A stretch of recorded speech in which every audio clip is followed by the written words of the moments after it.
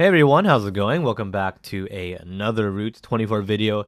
It is the end of December 2018, which means an entire year has gone by, which is a little terrifying depending on your perception of time. At least for me, it's been a really fast year.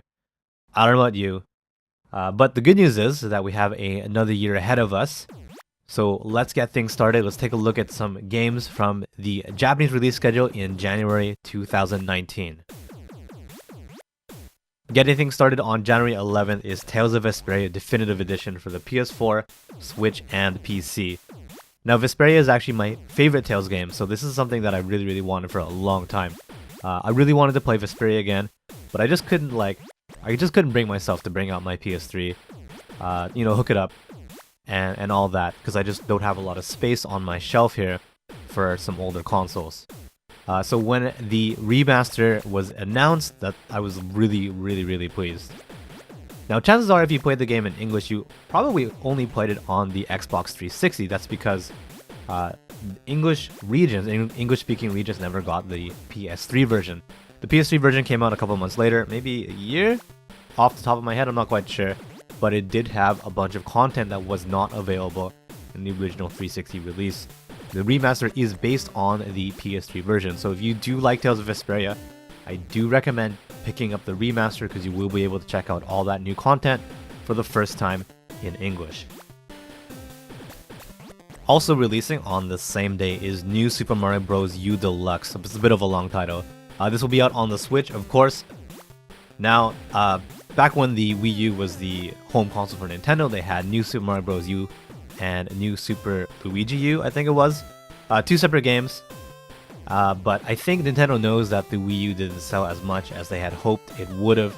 So they're taking some of their best Wii U titles. We've seen this with other Wii U titles like Zelda Muso and Donkey Kong.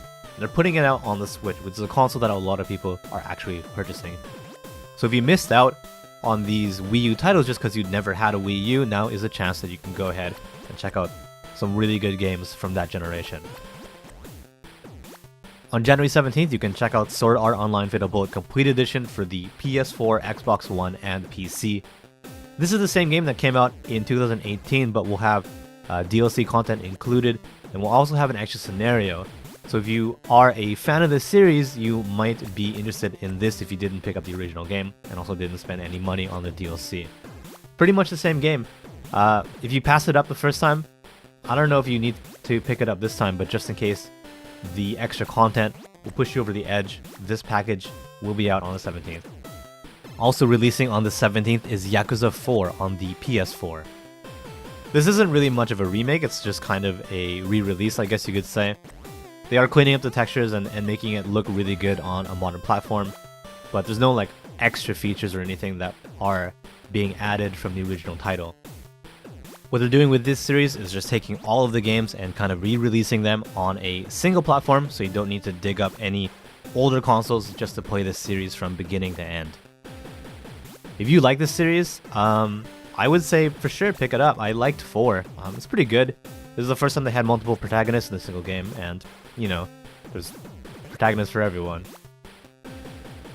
Releasing one day later on the 18th is Travis Strikes Again, No More Heroes on the Switch.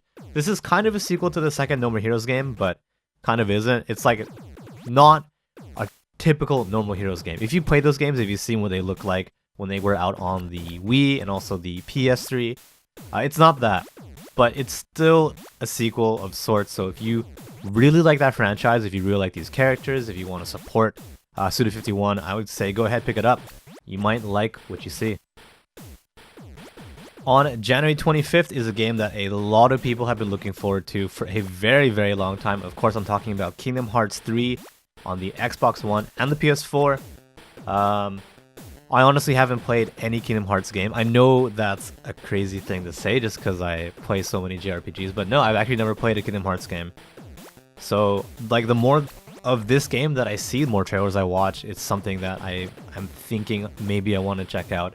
If you are a fan of this series, if you have been following the games from beginning to end, you will definitely want to pick this up because it is the end of the Keyblade saga.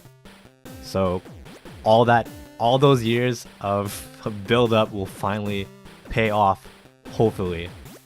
At least personally, for me, once Square Enix can finally get this game out the door, I'm thinking maybe they can focus on that FF7 remake that they've been kind of not really talking about for the last couple of years. Also releasing on the 25th is Resident Evil 2 for the PS4, Xbox One, and PC. Now, if you really like the older Resident Evil games like 1, 2, Code Veronica, you know, like before the games really got into action, this is probably a game that you will want to check out. It's the same Resident Evil 2 game that a lot of people like really love.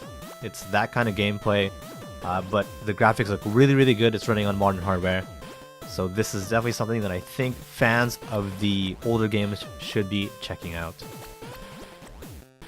And lastly, but not least, maybe, I don't know, depending on what kind of gamer you are, on the 31st is Nelke and the Legendary Alchemist. That's a weird title. I don't know anything about this series. This will be releasing on PS4 and the Switch and the Vita actually. So if you still have one of those, you can dust it off, power it up, and play this game on that.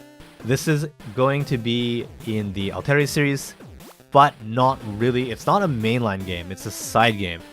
But fans of all the Alteria games, I think maybe will be interested in this. It has a bunch of protagonists from all of them, like all the games, which is pretty crazy. Now it's not a mainline game, but it is like a town building game, which honestly to me is interesting. Like if you're into that and you're into the Alteria games, if you're like in the middle of that Venn diagram, you should be like, this might be on your radar because it does kind of look pretty fun. Alright, and that is going to do it for now. Those are my top picks for January 2019 in the Japanese release schedule. If there's a game that I didn't mention but you think I should have, go ahead and leave a comment down below. While you're at it, go ahead and follow me on Twitter. I do post things from time to time. Not necessarily entertaining things, but I do post things. If you have some extra time, go ahead and check out the channel. We pretty much only play Japanese games. Right now we're playing through Disaster Report, which is kind of fun. Pretty unique, I will say. If there's a game that you think I should be checking out for the channel, you can go ahead and let me know that as well in the comments or on Twitter, whatever. But as always, thanks so much for watching, and I'll see you again. Happy New Year. Take care.